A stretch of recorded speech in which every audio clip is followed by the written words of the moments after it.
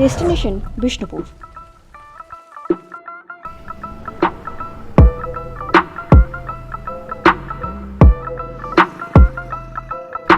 সবুজের মাঝে এই বর্ষায় দেখতে বেরিয়ে পড়লাম বিষ্ণুপুর,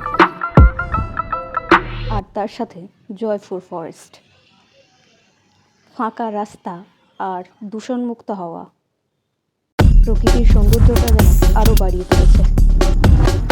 এই শীতকাল আর বর্ষাকাল এখানে আসার উপযুক্ত সময়। বর্ষায় সময় করে এখানে আসতেই পারে। কলকাতার কাছাকাছি ঘন জঙ্গল খুব কমই দেখা যায়, তাদের মধ্যে এটি একটি। এখন যে জায়গাটি দেখছেন এটি বনলতা রিসর্ট, জয়পুর ফরেস্টের একদম কাছে। এখানকার মেনু খুব জনপ্রিয় আর তার দাম একদম বাজেটের মধ্যেই।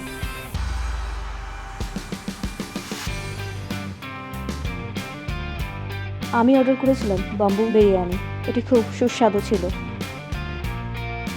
জীবনে যদি বাঁচ দিতেই হয় তাহলে সেটা বিরিয়ানি দেবেন, তবে সেটা ভালো লাগে, আর এতে আপনার সুনামও হবে।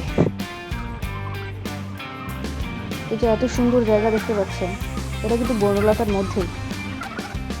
চলে গেলাম রাসমঞ্চ, আরও কয়েকটা টেরাকোটার মন্দির দেখে ফিরে এলাম। ভিডিওটি ভালো লাগে সাবস্ক্রাইব করে দেবেন।